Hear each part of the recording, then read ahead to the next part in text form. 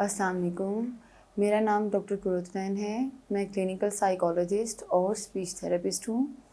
आजकल इस सारे इन्वायरमेंट में काफ़ी सारे बच्चों के इश्यूज़, जिस तरह से कि न्यूरो डेवलपमेंटल डिसऑर्डर, जिनमें कि ADHD, attention deficit hyper active disorder जिसको कहते हैं,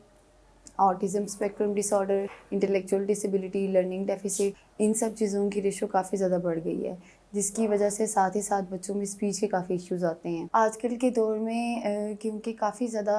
लोगों के अंदर स्ट्रेस, एंग्ज़ायटी, डिप्रेशन, इन चीज़ों के इश्यूज़ काफ़ी ज़्यादा बढ़ गए हैं, जिसकी वजह से नींद डिस्टर्ब हो जाती है, साथ में भूख के अंदर डिस्टर्बेंस आती है, साथ ही साथ डिफरेंट और फिज़िकल इश्यूज़ भी इन मेंटल हेल्थ इश्यूज़ की वजह से जो है वो आना स्टार्ट हो जाते हैं। और इन इश्यूज़ की वजह से बाज़ औक़ात इंसान के स्पीच के इश्यूज़ भी आ सकते हैं।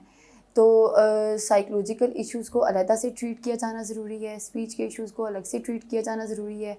और ये इश्यूज़ अडल्ट्स में भी आ सकते हैं, और हमारी बूढ़ी पॉपुलेशन जिनको जीरियाट्रिक्स कहते हैं उनके अंदर भी आ सकते हैं, और इसके अलावा बच्चों में भी आ सकते हैं। फिर जो आजकल की सिचुएशंस चल रही हैं कोविड के बाद स्पेसिफ़िकली,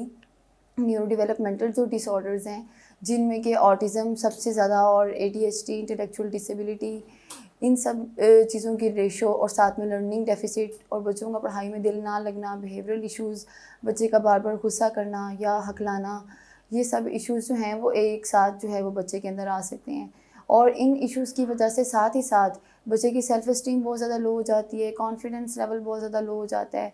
और फिर उन सब इश्यूज़ की वजह से बच्चे के अंदर बाज़ औक़ात स्पीच रिलेटेड इश्यूज़ भी आ जाते हैं, और स्पीच बाज़ औक़ात डिले हो जाती है।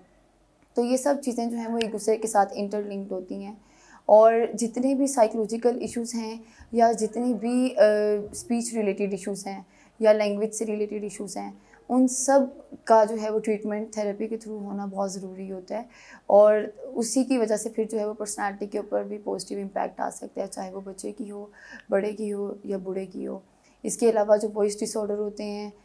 बूढ़ों में भी हो सकते हैं, बच्चों में भी, और साथ ही साथ जो है वो अडल्ट पॉपुलेशन में भी, उनकी भी रेशो आजकल काफ़ी ज़्यादा बढ़ रही है। तो इन सब इश्यूज़ से रिलेटेड अगर कोई भी इश्यूज़ हों, तो उसके लिए आप लोग जो है वो कंसल्ट कर सकते हैं।